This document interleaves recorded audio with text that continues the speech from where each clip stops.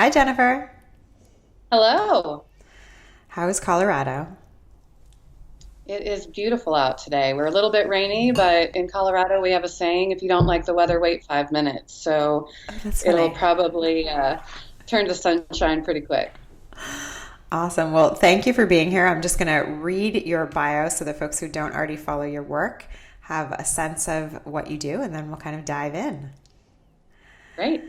So, Jennifer Flynn is a business and lifestyle strategist who specializes in helping overwhelmed entrepreneurs and small business owners end the war between work and play. As the owner of the Balance Maven and creator of its signature program, Balance University, she supports clients with both her Balance Maven business and Balance Maven life platforms.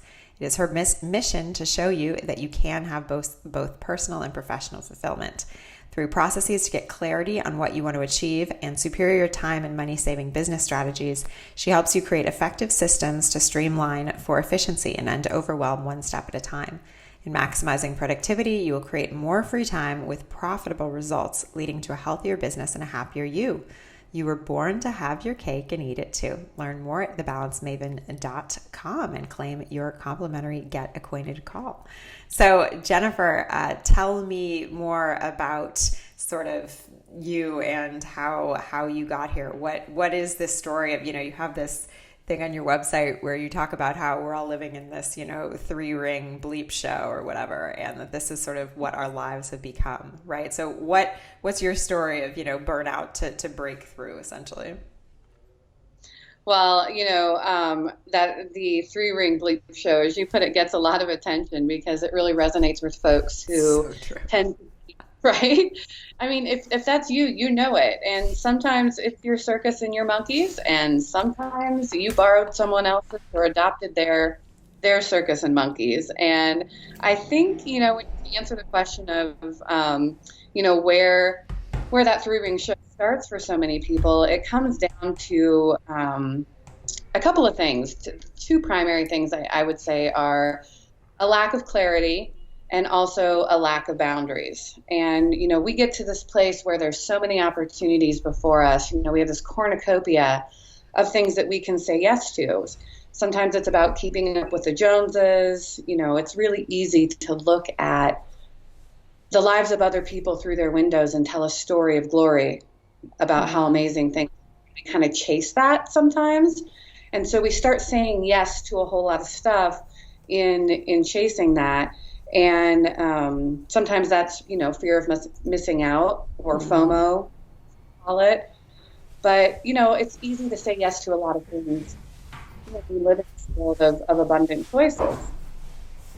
So I think in being able to say no to things so that we can fully say yes to the things that are really important, and clarity about who we want to be and where we want to go and what kind of experience we want to have, so that we know what to say yes to and what to say no to, are kind of the big two things that lead us down the path of that circus. And that's where, living like that starts. In, to answer your question about my story, in full transparency, I've always been somebody who's prone to workaholism. I Hmm. like to work.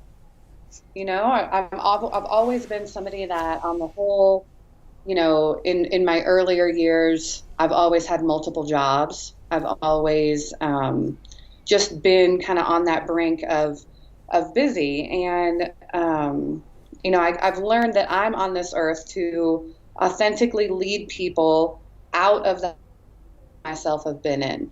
I've been through the ugly, and I've gotten to a place where I've really kind of figured out what balance is for me. And what got me to burnout was two things primarily. I'm a recovering perfectionist Hmm. and control enthusiast. Love to control things, love to have everything be perfect. And there was a time when I wore that like a badge of honor, Hmm. but the reality is perfectionism is pretty destructive. Um, It can crush your relationships. It's very difficult to live up to your own standard before you know it. Other people can't live up to your standard either. And everybody wants out. And I got to the point where, and I'm still known as a person who is really great at getting stuff done. If you want something done, Go ask Jen Flynn.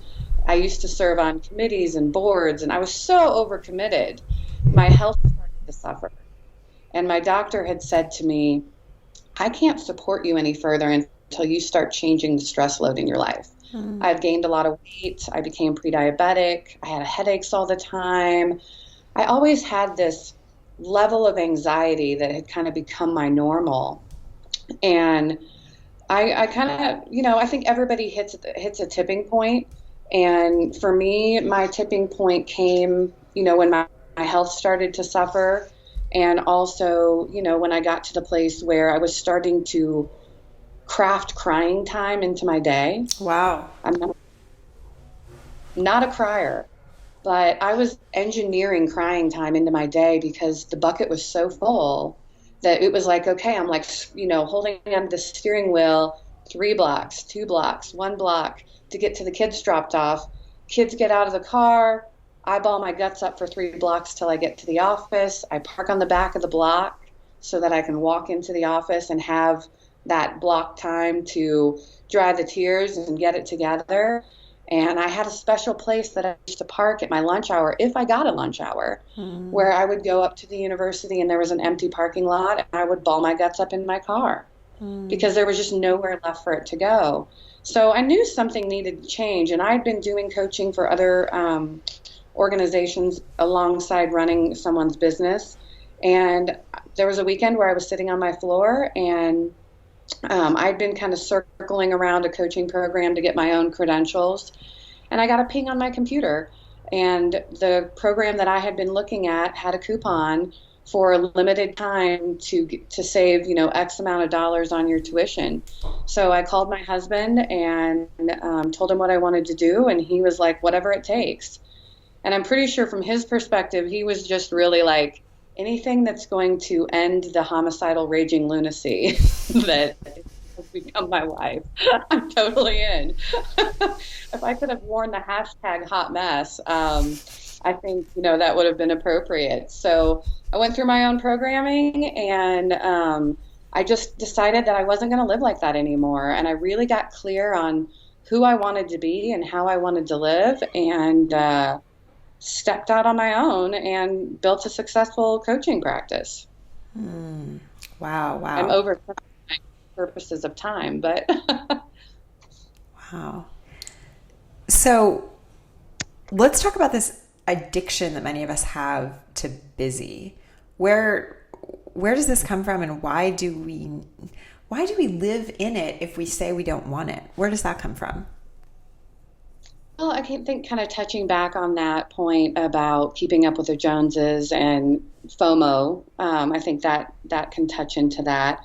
But I also think, we get addicted to busy for lots of reasons. I think it can be approval, insecurity, maybe mindset or limiting beliefs on what success really means, and kind of always chasing that. But I think probably the biggest reason that addiction to busy happens in our current society is largely due to technology. And don't get me wrong, I love technology. It allows me to do what I do. It allows me to reach a broader audience. And not only do I not have to be geographically tethered, but neither do my clients. But and it's a lot of online businesses and more telecommuters than ever before. And we have this new concept called flexible work hours. And the tricky thing about flexible work hours is you've always got work in your pocket. You've literally got a computer in your pocket all the time, everywhere you go. And so even though we have flexible work hours, what more and more people are finding is that 40-hour work week is dead. And people are, even though they might do like 40 hours of implementation tactical work time, they're actually kind of always at work. You don't really ever get to power down. You don't shut it off because you're always on call. You're always being pinged. And so we just kind of get in this, our new normal becomes being in constant contact with our work. And that kind of creates an addiction of its own, because if it's away from you, I mean, think about your cell phone. If you don't have it with you, you forgot it at home for the day, how would it feel? Terrifying. Some people are like, oh my gosh, it's so liberating. But most of us, especially if we're in an online business, there's an anxiety that comes with that. And so we kind of get addicted to being always connected. And then that kind of starts to create a new normal around always being busy. And if we are quiet or still, that brings its own sense of anxiety because we're so used to being powered on all the time. So it sounds like that success, as we're talking through it, is often a product of us trying to be busy that busyness is a product of us trying to chase sort of our vision of other people's success at times. Is that how it works? I think, if we don't have that deep clarity for ourselves and we're trying to figure it out, it's easy to get busy because we're just chasing all the things. And if you're naturally wired to be a business owner, we have a little bit different wiring, just in the nature of we have a lot of ideas. We're very creative, visionary people. And so we're often chasing the ideas. And so we're really great at starting, but we're not always great at the finishing on our own because we just have creative flow always happening. And I think sometimes that can contribute to overwhelm. And when we get overwhelmed, it's simply a symptom of there's so many things before us, we don't know what to do first. And when we don't know where to start, we kind of don't take any action, which can kind of perpetuate the anxiousness. So we sometimes get productive. So how do we get clear on our own idea of success? Well, I think, when we think about the definition of success, that is purely individual. Success means different things to different people. And, for example, some people measure success in how much free or non-work related time they have. Other people measure it in things or notoriety or fame or money in the bank or how much travel they can do. So there's a lot of things that dictate success. And I think you've got to figure out what that means to you. To me, success means personal and professional fulfillment. And that means contributing in a way that feels meaningful professionally. Now, professionally could mean that you are what I would call a domestic engineer, and you are supporting your family and taking care of raising your children and running your household. That's a very big job. That's a professional experience. So there's fulfillment there. There's fulfillment personally. I love to work, and I'm very blessed to do work that feeds my soul and allows me to really be more me than I've ever been. So for me, there's not a huge difference between work and play, but that's not true for everyone. And so I think we have to really figure out what success means to us in terms of what's going to make us feel both professionally and personally fulfilled. And, professionally, I feel very blessed to do the work that I do. And that's kind of my truth and my purpose and my mission on the planet. And personally, I'm a wife and a mother. I've got 3 daughters. So for me, to be able to do all of those things and be happy in both arenas is fulfillment. Now, how do we achieve that, or what does it look like? And how do we figure out what it looks like? Sometimes we figure it out by contrast.